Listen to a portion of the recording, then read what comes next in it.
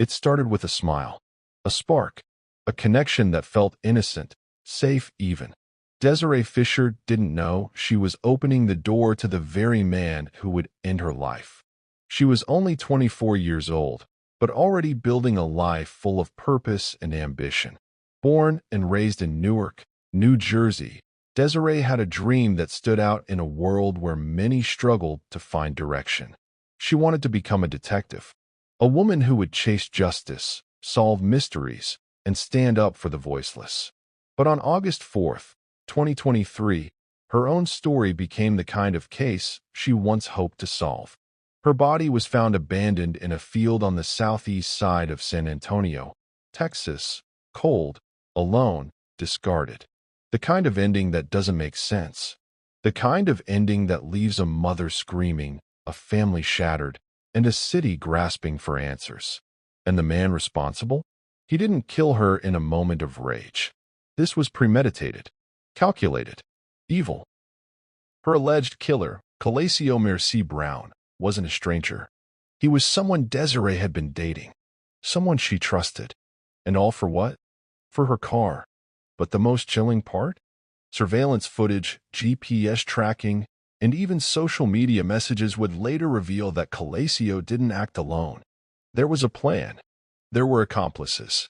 And there was a betrayal deeper than anything Desiree could have imagined. Stay tuned for the unraveling of the chilling story of Desiree Fisher, and if you're new here, make sure to like, subscribe, and share this story.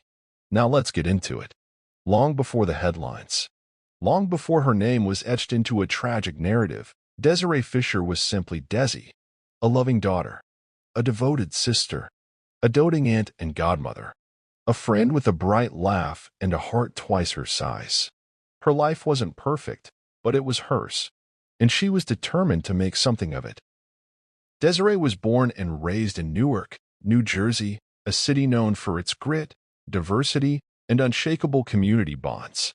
Life in Newark wasn't always easy, but Desiree was built for perseverance. She grew up in a home surrounded by love and structure, taught from a young age to value hard work, honesty, and loyalty. Family meant everything to her. She wasn't just close with her parents, she was their pride. And her siblings? They weren't just relatives, they were her best friends. Desiree played the role of protector and confidant, always checking in, always making sure everyone was okay. She was warm and affectionate, someone who believed in showing up for the people she loved. Her family remembers her as someone who brought joy into every room she entered. She laughed with her whole body. She hugged tight. And when she loved you, she really loved you. But Desiree didn't just dream of a happy life. She wanted to do something with her life. She wanted to give back. She wanted to serve. Desiree knew early on that she wanted to be in law enforcement. Not for the badge, not for the authority, but for the mission. She wanted to protect people, especially the vulnerable. She wanted to uncover the truth, hold the guilty accountable, and bring closure to families in pain. She enrolled in an online criminal justice program and took her studies seriously. She saw herself not just as a student, but as someone preparing for real work, real responsibility. She hoped to become a detective. It was more than a job to her. It was her calling. Her drive was palpable. Her family says she never did anything halfway. If she committed to something, she poured everything into it. And becoming a detective was no exception. She used to talk about it constantly, how she wanted to investigate crimes, speak for the voiceless, bring justice where there was none. She wasn't just preparing for a career. She was preparing to be a force. In the months leading up to her death, Desiree made the decision to move to San Antonio, Texas. It wasn't a random move. She believed it was a stepping stone, a new city, new connections, and maybe a better chance at reaching her goals. It was a bold move, leaving behind her hometown and the familiar. But Desiree wasn't scared. She was excited. She embraced change, and San Antonio seemed full of promise. From New Jersey to Texas, she carried her dreams in her suitcase and her heart on her sleeve. She kept in close contact with her family after the move. Texts, calls, voice notes, they never stopped. Her mother would later say that no matter how far Desiree went, she always stayed close.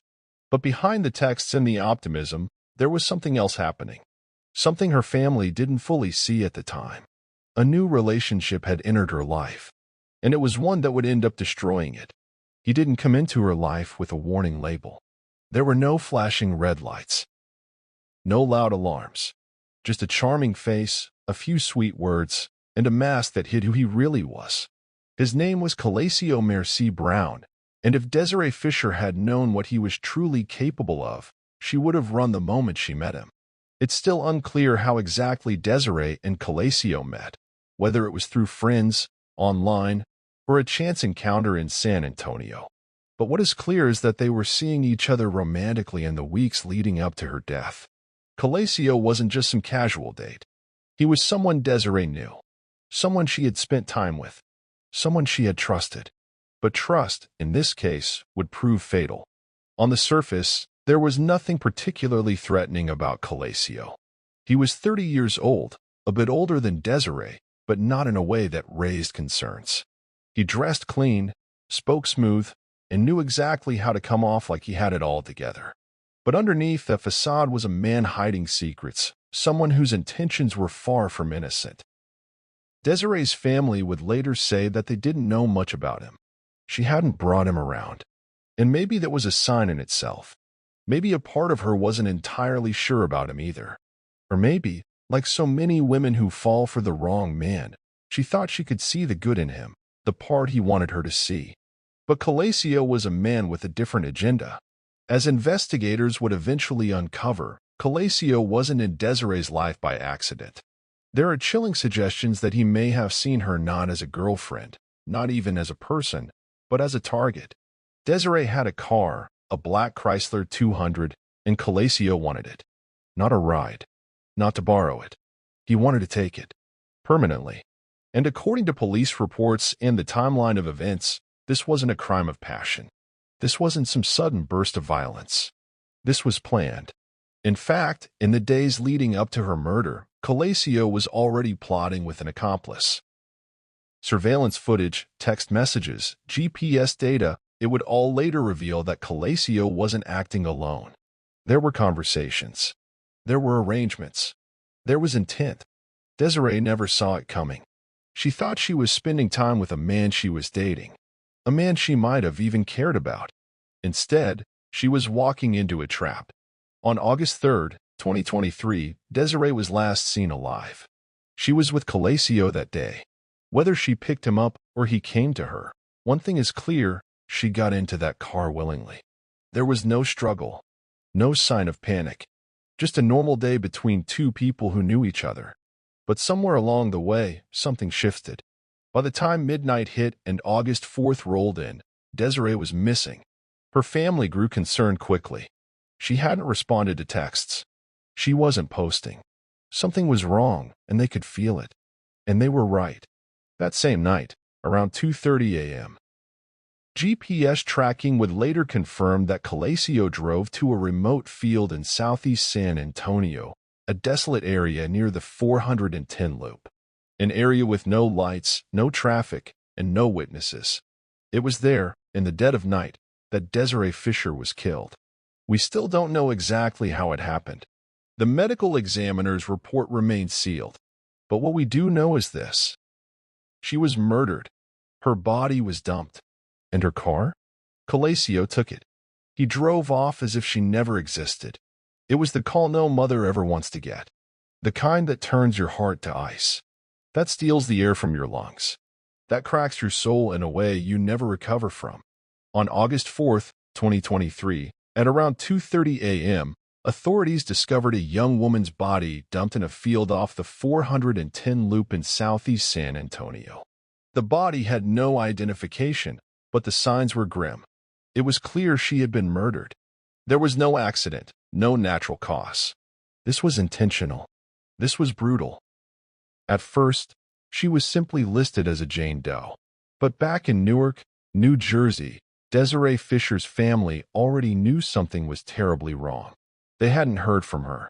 Not a text. Not a call. Nothing on social media. It wasn't like her. She was always in touch. Always checking in.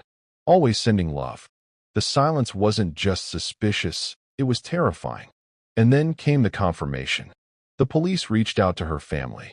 DNA, physical descriptions, and evidence from the scene aligned. It was Desiree. Desiree Fisher was dead. Her family's world fell apart in an instant. Her mother, who'd raised her with so much hope. Her father, who'd watched her grow into a woman with purpose. Her siblings, who never imagined they'd be forced to bury one of their own. Her nieces and nephews, who would now grow up without the light of their aunt. The woman who wanted to become a detective had just become a victim. The pain was indescribable. Her mother would later say, "We didn't just lose Desiree, we lost everything. She was the glue. She was the soul." In Newark, the streets grew quiet in the Fisher neighborhood. Friends and neighbors left flowers. Strangers donated to cover funeral costs. And back in San Antonio, detectives began what would become one of the city's most heartbreaking murder investigations of 2023. The field where Desiree was found wasn't just remote. It was forgotten. Overgrown grass. No streetlights. Surrounded by industrial wasteland and brush. The perfect place to hide something or someone. Her body showed signs of violence, though the exact details were withheld from the public. What authorities confirmed, however, was chilling. She had been killed elsewhere and dumped in the field. There were tire tracks nearby. She had no ID on her. And a vehicle, her black Chrysler 200, was missing. It was clear whoever killed her didn't want her to be found. But they made mistakes. And those mistakes would come back to haunt them. Desiree's phone and vehicle had location tracking enabled. It's a simple feature most people use for convenience, finding directions, tracking steps, or playing music. But in this case, it would help solve a murder. Investigators pulled GPS data and quickly saw that Desiree's car had been in the exact location where her body was found, at exactly 2:30 a.m. on August 4th. From there, the car was traced to another location, where it stopped again. Surveillance footage from a nearby camera showed a man getting out of the vehicle. A man later identified as Calaseo Merci Brown. But he wasn't alone. Cameras showed another individual with him. A friend.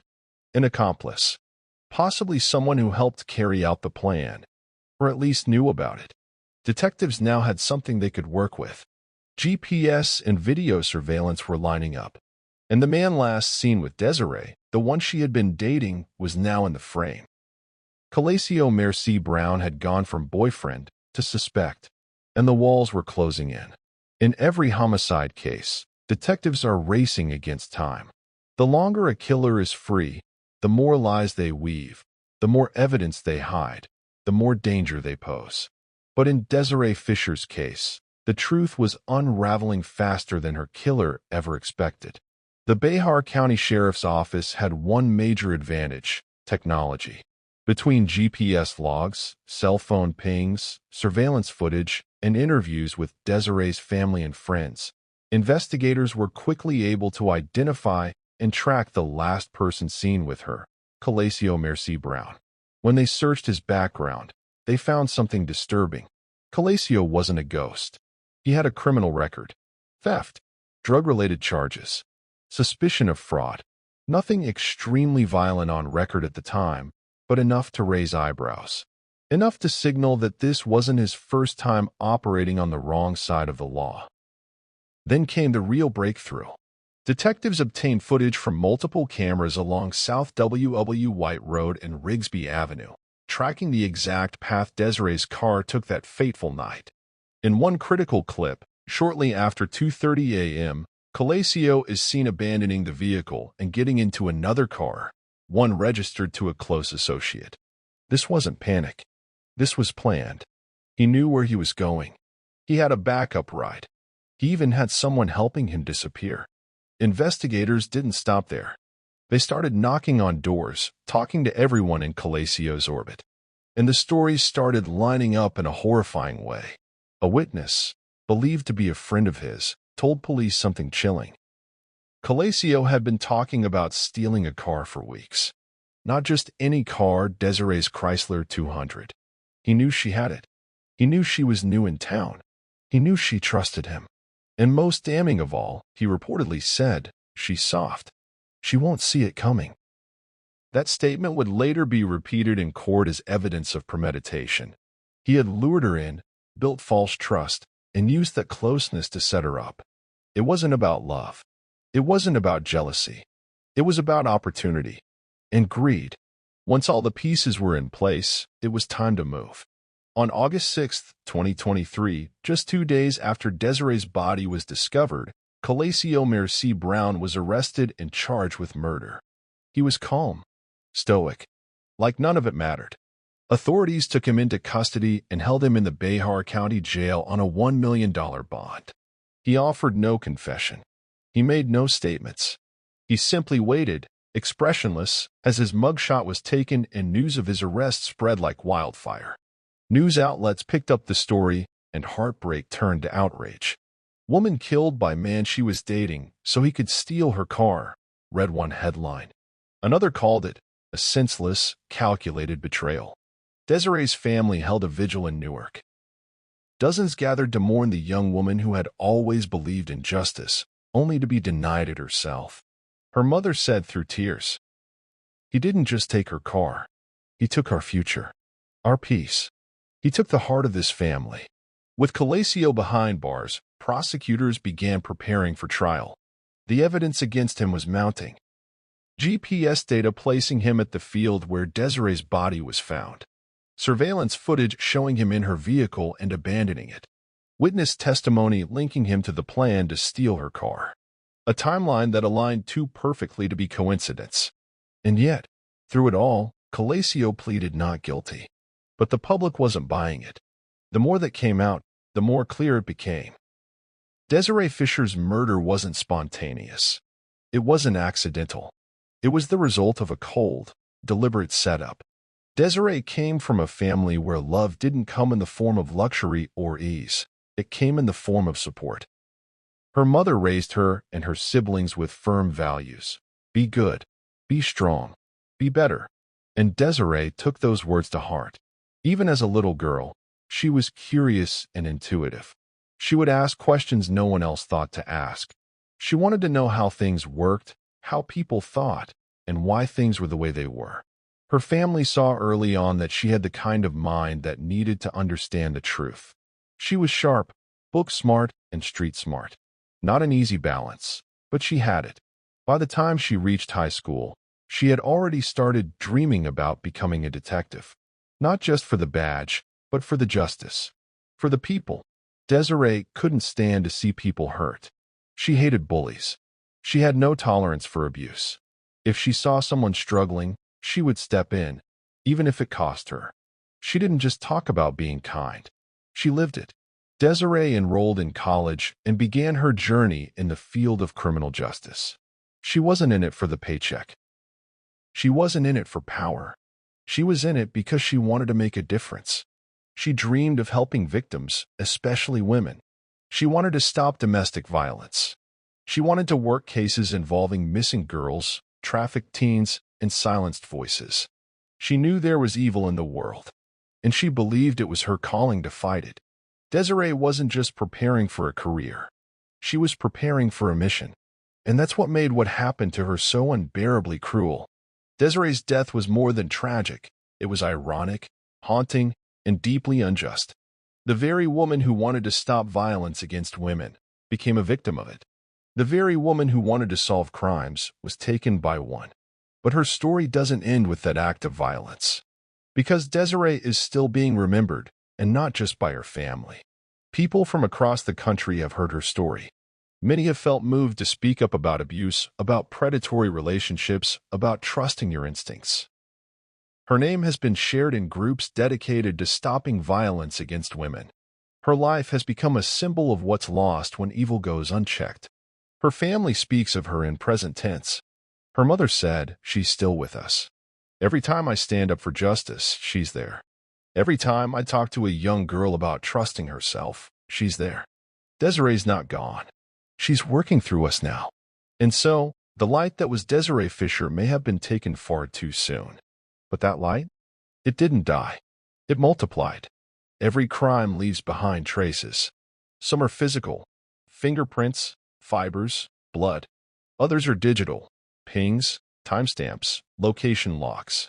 But when someone thinks they can outsmart the system, they often overlook one thing. The trail they leave behind is louder than their silence. In the case of Desiree Fisher, it was that trail that ultimately brought justice barreling toward the man who took her life. After the vehicle stopped in the field, it wasn't driven again for hours. Then, the car was ditched, and the person behind the wheel got into another vehicle, a planned getaway. The movements were too precise to be random, too familiar to be a stranger, too calculated to be innocent. On the morning of August 4th, police discovered Desiree's Chrysler 200 left in a parking lot off Rigsby Avenue. Inside the car, there were traces of blood. Her phone was missing. Her wallet was gone. But in the trunk, there were fibers, evidence of a struggle, and strands of hair matching Desiree's. Authorities began testing the interior for DNA. Though some results are still under forensic processing, early indications were clear Desiree had been in that car. And she didn't leave it willingly. They now believed she was assaulted, potentially even killed inside the vehicle, before being dumped in the field. In a world full of cameras, it's nearly impossible to disappear. Detectives pulled footage from businesses, traffic lights, apartment complexes, anywhere Calaseo may have passed that night. What they found was damning. Footage of Calaseo in the driver's seat of Desiree's car. Video of him walking away from the vehicle after ditching it. Visual confirmation of him meeting someone nearby and entering a second car. The coldness in his face. The urgency in his steps. It told a story all its own. And it crushed the lie he tried to tell, that he hadn't seen her that night. He wasn't just seen. He was documented. The final case file. By the time prosecutors assembled the full case file against Calaseo Merci Brown, it read like a horror script. A young woman, lured into a fake relationship. A premeditated plan to steal her car. A body dumped in a field, left like trash. A digital trail that spelled out everything the killer didn't say.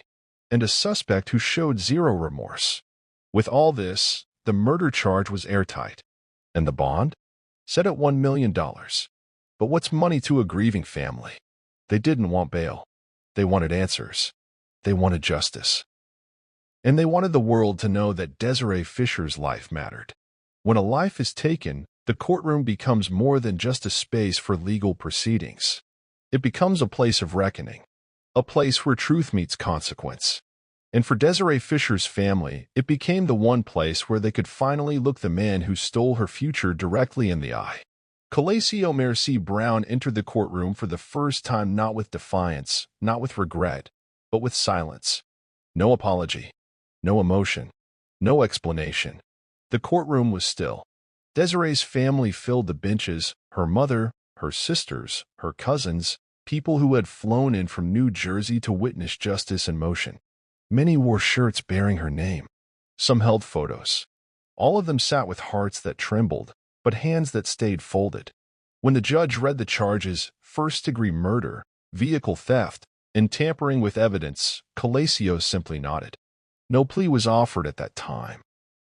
His court-appointed attorney asked for more time to review discovery materials. But the state was ready. They had surveillance. They had GPS logs. They had cell phone tower evidence. They had a trail too detailed to ignore. The prosecutors painted a devastating portrait of what happened to Desiree. How she trusted someone who pretended to care. How she was likely ambushed. How her body was abandoned in a field. And how her killer drove off in her car like it meant more than her life. They didn't just talk about what Calaseo did. They talked about who Desiree was. A young woman who had come to San Antonio to pursue opportunity, not to die in its dirt. At the bail hearing, the prosecution argued strongly against any release. Your Honor, this is not a man who made a mistake. This is a man who planned. He exploited a woman, took her life, and tried to vanish. His actions show he is not only dangerous, but unrepentant. The defense asked for a reduced bail, citing no prior felony convictions. The judge didn't hesitate. Bail was set at $1 million. Perhaps the most powerful moment came when Desiree's mother was invited to speak in court. Her voice trembled, But she didn't flinch. She was my baby. She called me every night. She told me her dreams. And now I have to visit a grave instead of hugging my daughter.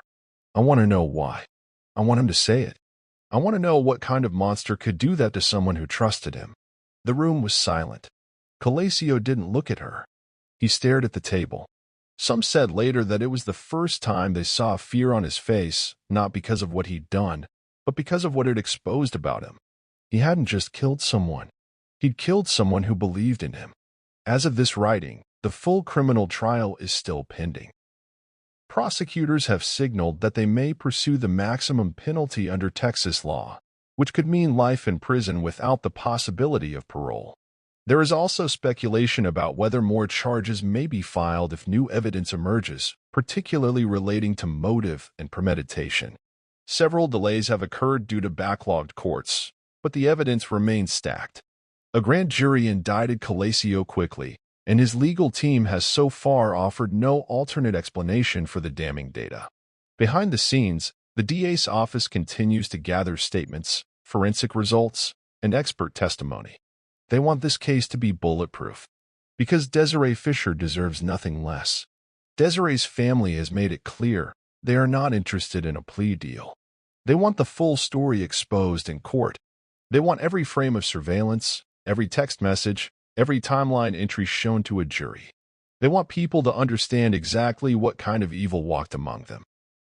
They want a trial, and they want a conviction, not just for closure, but for justice. Desiree Fisher's story is a painful reminder that violence can touch anyone and often comes from where we least expect it. Someone trusted, someone loved. If you or someone you know is in a situation that feels unsafe, speak up. Reach out. There are resources and people ready to help. No one should ever feel trapped or alone. Join the conversation. Share Desiree's story to raise awareness about dating violence and the importance of trusting your instincts. Help keep others safe by staying informed and supporting organizations that fight against abuse and violence. And most importantly, let's honor Desiree's memory by demanding justice, not just in her case, but for all victims whose voices still need to be heard. If you found this video meaningful, please like, subscribe, and hit the notification bell so you never miss an important story. Together, we can shine a light in the darkest places.